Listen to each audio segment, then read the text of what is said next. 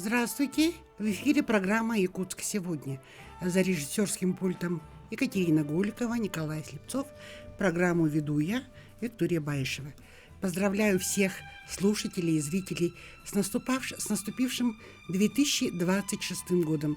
Мы желаем вам позитивных изменений, успешного года и доброго здоровья.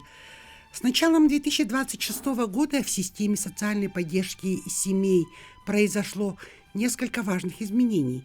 Одно из самых востребованных – единое пособие. Оно было проиндексировано. О том, насколько выросли выплаты и на что теперь обращают внимание при подаче заявлений, мы и будем говорить в нашей сегодняшней программе. Уважаемые зрители, слушатели, я напоминаю, что мы работаем в прямом эфире. Телефоны студии 32 11 66 32 2066.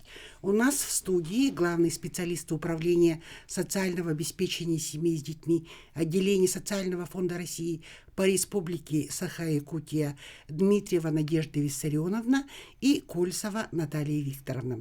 Здравствуйте. Здравствуйте. Я хочу напомнить нашим радиослушателям еще раз о теме. Это единое пособие, и мы разделили наш эфир на 4 основных блока. Это главные изменения при назначении единого пособия и ее индексация. Второй блок – критерии назначения и оценка нуждаемости. Третий блок – поддержка семьи участников специальной военной операции. И четвертый блок – продление единого пособия и типичные ошибки при оформлении. Как я уже в начале нашей программы сказала, с января 2026 года в России, в нашей республике, традиционно меняются суммы социальных выплат. Какое главное новшество для получателей единого пособия в наступившем 2026 году? Добрый вечер еще раз. Главным новшеством является изменение к требованию минимального дохода для трудоспособных граждан. Это правило 8 МРОТ. Оно означает, что каждый трудоспособный член семьи должен иметь трудовой доход, не менее 8-кратной величины минимальной оплаты размера труда, то есть МРОТ, за 12 месяцев расчетного периода. То есть за все 12 месяцев доход должен составлять, сейчас скажу, в этом году федеральный МРОТ составляет 27 093 рубля в месяц, и, соответственно, 8 МРОТ это у нас будет 216 744 рубля за все 12 месяцев. И для того, чтобы соответствовать этому требованию, в среднем трудоспособному члену семьи нужно получать не ниже 18 062 рублей в месяц. То есть доход должен превышать? Превышать трудовой доход. Да, трудовой доход должен быть выше этой суммы. Как я сказала, в расчетном периоде, да. В расчетном период это у нас, все знают, наверное, это 12 месяцев, которые предшествуют 1 месяцу до месяца обращения за назначением единого пособия. И, например, если заявление подается в этом месяце, в январе 2026 года, то в расчет входит доход с декабря 2024 года по ноябрь 2025 года. И это правило применяется на каждого трудоспособного члена семьи. Какие доходы суммируются, чтобы понять, проходите ли вы по критерию нуждаемости, не превышает ли доход на одного члена семьи прожиточный минимум, в требовании 8 МРОТ учитывается все ли виды доходов? Тут главное, получается, не надо путать с общим, среднедушевым доходом, то есть где там учитываются все доходы, а при оценке именно минимального дохода учитываются трудовые доходы от трудовой деятельности, то есть это будет зарплата, потом это будет доходы от предпринимательской деятельности, также доходы военнослужащих, пенсия, стипендия, Мгм. И с этого года, то есть, да, с января 26 года будет учитываться пособие по больничным листам. Мгм. Может же быть такая ситуация, что у трудоспособного, допустим, члена семьи не хватает трудовых доходов, да? Вот при таком раскладе как быть? Ну, если у трудоспособного члена семьи трудовые доходы составили менее 8-кратной величины МРОТ, Мгм. это может стать причиной для отказа в назначении единого пособия, но есть исключение. Это совокупный доход пропорционально может быть уменьшен в зависимости от уважительных причин для отсутствия доходов. Ну, к таким уважительным причинам относятся это беременность от 12 недель и более, уход за ребенком до 3 лет. Это может быть непрерывное лечение 3 месяцев и более. И вот хотела сказать, кстати, вот непрерывное лечение подтверждается справкой из врачебной комиссии, то есть где должна быть указана, где должен быть указан период нетрудоспособности, да, гражданина и диагноз, да, заболевания. То есть, если Да. человек болен, обязательно должна быть подтверждающая справка Да. о том, что он в течение этого времени находился На на лечении. лечении. И период этот должен быть непрерывным, то есть свыше 3 месяцев и более. Дальше это у нас к уважительным причинам относится это очное обучение, установление инвалидности, прохождение военной службы по призыву. И эти все уважительные причины и так далее, эти все уважительные причины должны составлять в совокупности 10 и более месяцев в расчетном периоде. Что такое расчетный период, я уже сказала, да? И если у трудоспособного члена семьи имеются 10 и более уважительных причин, тогда правило 8-кратной величины МРОТ не применяется. То есть у него уже будет уважительная причина для отсутствия дохода в расчетном периоде. Например, сразу ситуацию, да, возьмем. Если совершеннолетний ребенок, допустим, начал обучение, очное обучение с сентября 2025 года, и заявление, если подается в январе 2026 года, да, этого года, и, соответственно, расчетный период у нас, как Наталья Викторовна сказала, декабря с декабря 24 года. да, по ноябрь 2025 года. То есть совершеннолетний ребенок у нас будет уже как считаться как трудоспособный член семьи.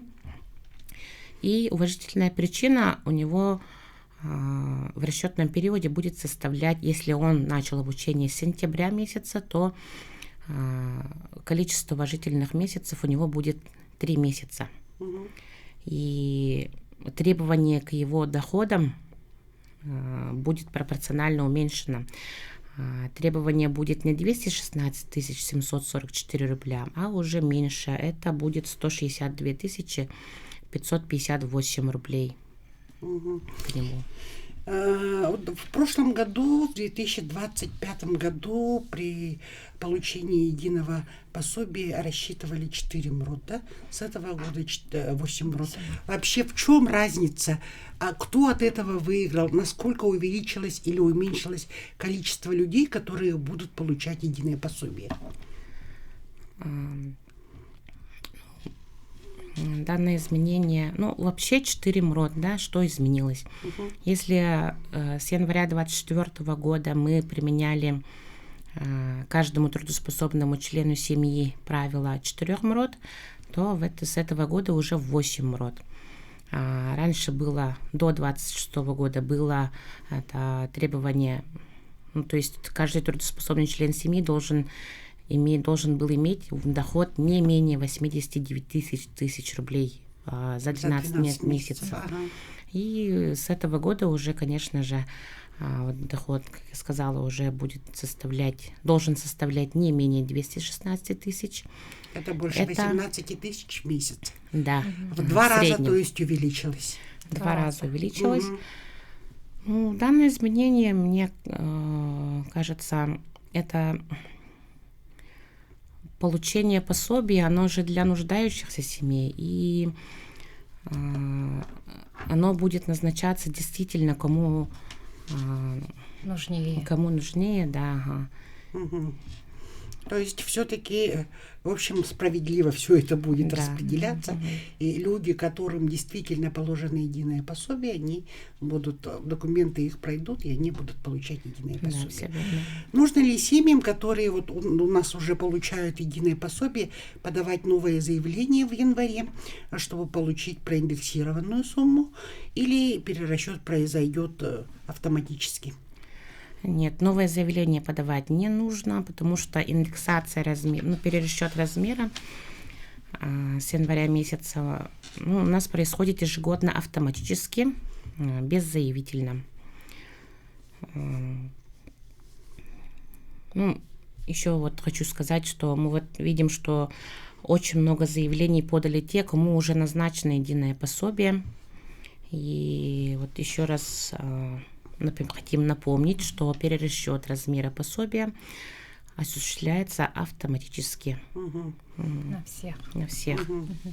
То есть нужно еще раз уточнить для наших зрителей, слушателей, что отделение социального фонда работает в этом направлении проактивно, Да. поэтому никому ни в клиентские службы, ни в госуслуги писать не надо.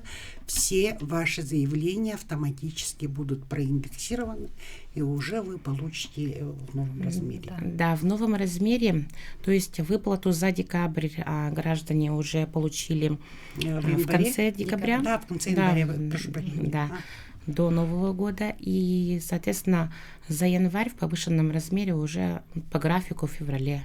Да, С то есть 3 февраля.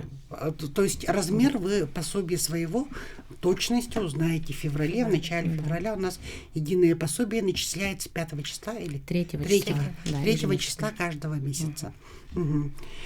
Так, переходим ко второму блоку. Критерии назначения и оценки нуждаемости. Это тоже одно из важных направлений назначения единого пособия, потому что и в социальных сетях отделения социального фонда пишут, и в клиентские службы очень многие дозваниваются о том, что как так получается, что мои соседи получают единое пособие, а мы не получаем. У нас доход такой-то, у них доход такой-то. Просто они должны иметь в виду, что там кроме дохода еще учитывается еще и... Комплексная Да. Поэтому изменились ли в 2026 году требования к доходам семьи, каков теперь порог входа в программу для жителей Якутска и северных районов нашей республики.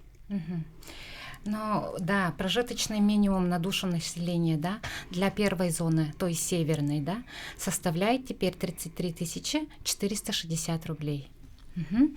И для второй зоны, то есть центральные районы, город Якутск, для них, то есть вторая зона, для них составляет 28 026 рублей. Тут, кроме города Якутска, еще центральный район. Центральный. Этот порог не должен превышать, то есть доходы не должны превышать. Давайте еще раз уточним для наших зрителей, для наших слушателей, что кроме этого дохода еще же другие критерии. В совокупности вы же смотрите, что туда еще входит. Прямо перечислим, чтобы люди были в курсе. В комплексную оценку нуждаемости семьи входит расчет дохода, всех доходов, налогооблагаемых доходов, скажем, и происходит оценка имущества, то есть движимого и недвижимого имущества.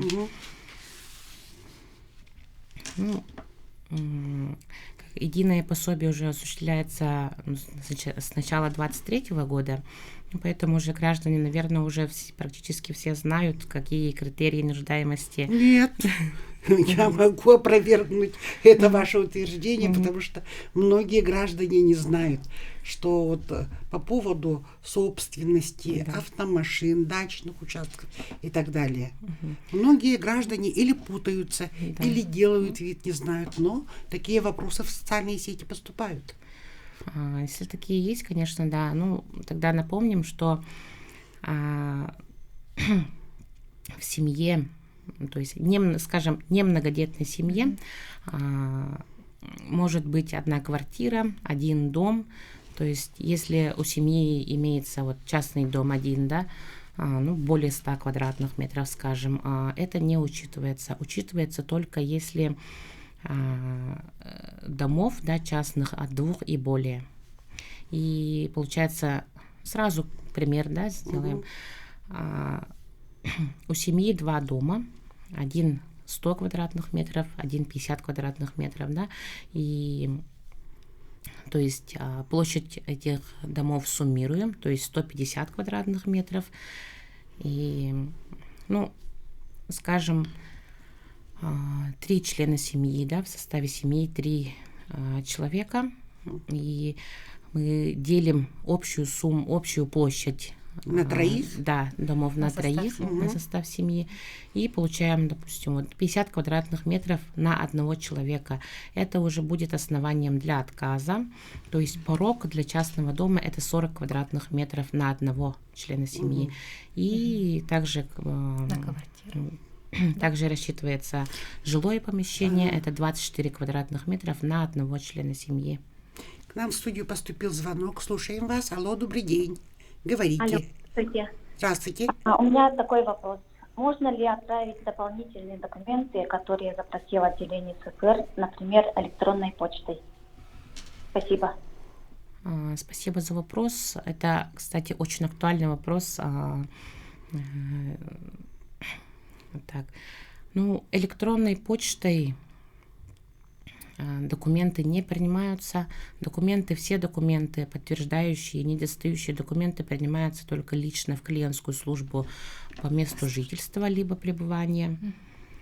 Да? То есть документы необходимые, за которые запросило отделение социального фонда, гражданину нужно будет принести в клиентскую службу непосредственно лично. То есть это должна быть оригинал бумаги, синей печатью и так далее. Да? Заверенная копия. Допустим, если ребенок-студент учится за пределами Республики Саха-Якутия в каком-то центральном вузе, они должны предоставить справку оттуда. По доверенности могут, да, подойти. Да. Например, доверенность.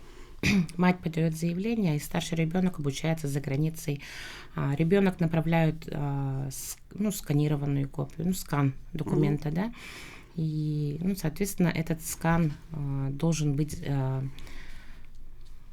подтвержден оригиналом. Да, заверен, должен быть заверен. Все понятно.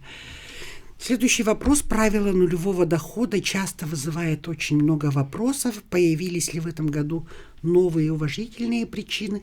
Прежде чем ответим на этот вопрос, ответим на телефонный звонок. Слушаем вас. Алло, добрый день. Здравствуйте. Говорите, пожалуйста. Многодетная семьяттан бире үлете хок болон сөпта. Сколько детей у вас? 4. 4 детей. К нам поступил вопрос о том, что, допустим, многодетная семья, 4 детей, может ли один из родителей быть безработным? К одному члену семьи применяется уважительная причина. Многодетная семья это будет считаться уважительной причиной. Если гражданин, член семьи состоит в реестре многодетных семей, то, соответственно, к нему будет применена эта уважительная причина, и правило 8 род, к требованию доходов, к нему применяться не будет. То есть он может без уважительной причины не работать или Почему? Обязательно необходимая уважительная причина? Уважительная причина у него будет многодетная семья. То есть это статус многодетной семьи. Да. То есть статус многодетной семьи считается как уважительная причина. Применяется только к одному члену семьи. Да. Да. Вот это очень важно, тоже многие родители, наверное, этого не знают. Давайте вернемся к нашему вопросу. Правило нулевого дохода часто вызывает вопросы, появились ли в этом году новые уважительные причины, при которых взрослый член семьи может не на работу. Еще один вопрос поступил в студию, слушай. Мне тут режиссер дает знак, что остается 30 секунд до нашей до рекламы, поэтому сейчас мы просто-напросто не успеем ответить на вопросы наших радиослушателей и на наши вопросы. Я напоминаю, что мы прерываемся на рекламную паузу. Добрый день еще раз. Я напоминаю, что в эфире программа «Якутск сегодня», и мы говорим об едином пособии. Но с третьего раза давайте ответим на вопрос. Правило нулевого дохода часто вызывает вопросы. Появились ли в этом году новые уважительные причины, по которым взрослый член семьи может не работать и при этом не получать отказ в пособии? Мы частично на этот вопрос ответили от нашего радиослушателя, но давайте еще раз ответим. В этом году перечень уважительных причин расширен. Уважительных причин для отсутствия доходов был расширен и закреплен в правилах назначения единого пособия.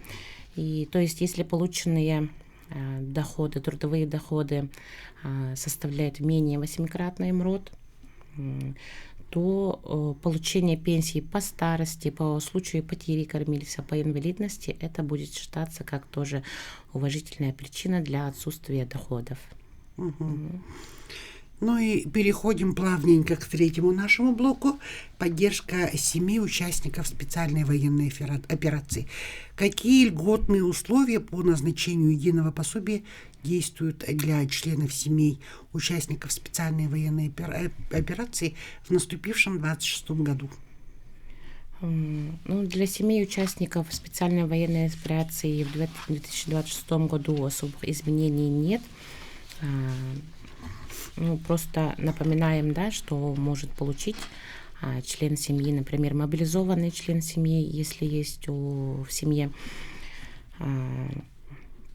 его доходы не учитываются, и единое пособие назначается на 6 месяцев, то есть на полгода. И обязательным условием для этого является отметка в заявлении, в дополнительных сведениях. Должна быть отметка, что член семьи проходит военную службу по мобилизации по указу 647, по указу президента Российской Федерации. И документ заявителям не предоставляется, и сведения о мобилизации поступают электронно к нам через СМЭФ. СМЭФ — это у нас система межведомственного электронного взаимодействия. То есть обязательно должна быть эта отметка. Если член семьи проходит военную службу по контракту, либо проходит военную службу в добровольческих формированиях, то обязательно при направлении заявления должна быть указано место работы и ИНН работодателя. Также хочу отметить, что ИНН работодателя граждане не все знают, в какой военной части служит их супруг. И в клиентской службе по республике, в клиентских службах можно узнать, то есть наши специалисты помогут узнать и правильно заполнить заявление, то есть будет сопровождать таких членов семьи. То есть, если у членов семьи участника специальной военной операции возникают какие-то вопросы или сложности в оформлении заявления, то им мы просто-напросто посоветуем обратиться в клиентские службы, где специалисты клиентской службы в полной мере им могут полностью правильно, четко, ясно, выразительно оформить это заявление. И помогут также в получении доходов, откуда можно взять доходы. И также можно позвонить в контакт-центр наш, и там наши специалисты все подробно разъяснят. Помогут. Действительно, хотелось бы для наших телезрителей и радиослушателей объяснить, что у нас в клиентской службе с 9 до 18 часов с перерывом на обед с часу до 2 работают специалисты, которые в любое время, в это время могут по всем вашим вопросам дать вам подробную консультацию, подробно разъяснить, на что вы имеете право, как вы можете заполнить то или иное заявление. Итак, мы переходим к 4-му блоку продления и типичные ошибки оформления единого пособия выплаты единого пособия. Если срок выплаты пособия заканчивается, скажем, в марте 2026 года, когда именно семье нужно будет подать новое заявление, чтобы не было перерыва получения пособия? Ну, есть такие заявления, которые заканчиваются по разным месяцам, да. Но для того, чтобы выровнять сроки, да, на всех детей, да, то необходимо будет подать в последний месяц назначения пособия. Именно в последний месяц, это важно учитывать. Именно на последний месяц. Здесь получается, если заканчивается назначение пособия в марте 26 года, то надо будет подать именно в марте 26 года. То есть месяц в месяц? Да, последний месяц назначения пособия. Также, если в семье родился ребенок, да, и заявитель получает на старших детей пособие, да, то на этого новорожденного ребенка пособие назначается беззаявительно и без комплексной оценки. Если сведения о рождении поступят ЗАГСа. Также назначается на тот же срок и в том же размере. И в том же размере. Ну и давайте поговорим, наверное, об ошибках. Какие ошибки чаще всего допускают наши якутяне при заполнении заявления на госуслугах, из-за чего приходят к ним отказы, начинают люди возмущаться, но я думаю, что для того, чтобы заполнить правильное заявление, каждому заявителю надо быть предельно внимательным, посмотреть все пункты. Вы, как специалисты, разъясните, пожалуйста. При заполнении заявления, через единый портал госуслуг граждане часто допускают ошибки, которые приводят к отказу в назначении пособия, и продлению срока рассмотрения, и возврату заявления на доработку. И после доработки заявления не исправляется, то есть граждане не понимают, скажем так, что исправить, какие внести поправки в заявление, и из этого вносится решение об отказе. И сейчас, конечно же, от заявителя очень много зависит, от заполнения заявления очень много зависит, и какое решение вынесется по нему. И хочу отметить, что неверные личные данные и неполный состав семьи – это самая распространенная ошибка. Хочу сказать, что хотя сведения из личного кабинета госуслуг, они автоматически подгружаются, но все равно нужно перепроверять при направлении заявления данные, в состав семьи, данные членов семьи, документов. И дата рождения, фамилия, имя, отчество, потому что даже иногда в паспортном столе пол ребенка могут вместо женского мужской написать, или вместо мужского женский, поэтому надо обязательно все это, каждый пункт проверить. Мелкие даже паспорта, дата выдачи, тоже бывают ошибки. И также хочу отметить, что если ребенку исполнилось 14 лет, указываются именно паспортные данные ребенка. Не свидетельство о рождении, потому что ребенок уже имеет паспорт гражданина Российской Федерации. Да. Уже ребенок является, то есть 14 лет уже является как трудоспособный член семьи, И дальше. Ошибки бывают при заполнении заявления по адресу регистрации. Нередко, часто, бывают отказы по регистрации. Они что, путают место жительства или место регистрации, или не проверяют?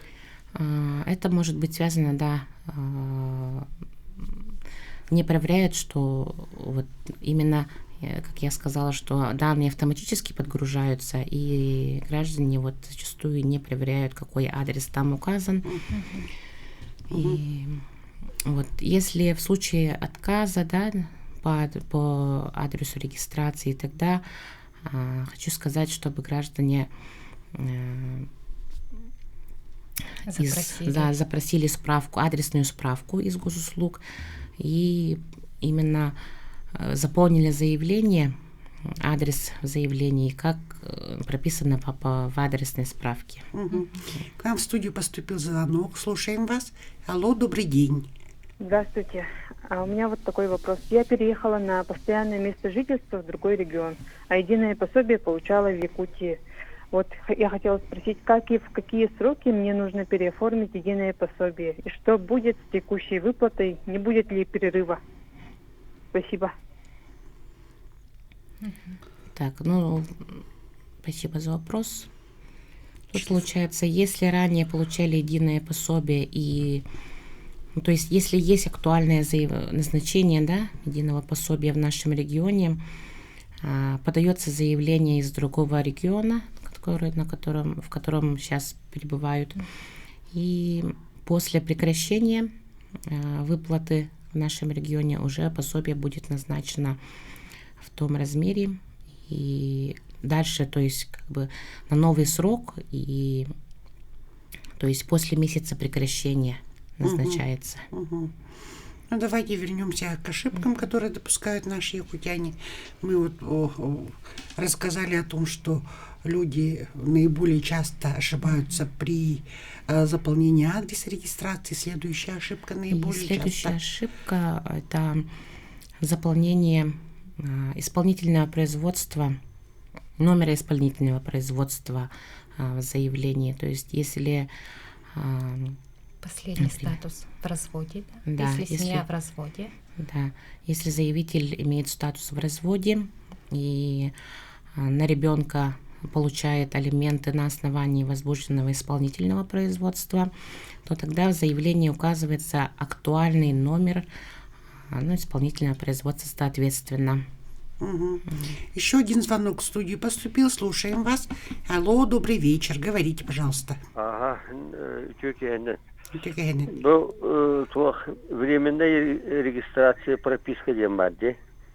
Ити осынан пособияға тігеддағыны осынан корпоратаға ген тоқыруллағы.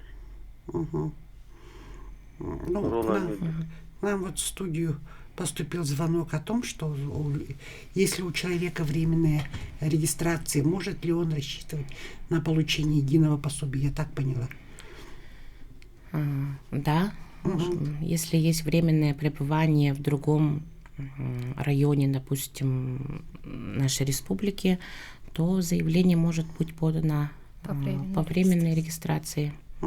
И то это также будут как получать единое пособие, да? Да, например, при положительном решении. Да. После комплексной оценки нуждаемости семьи, конечно же.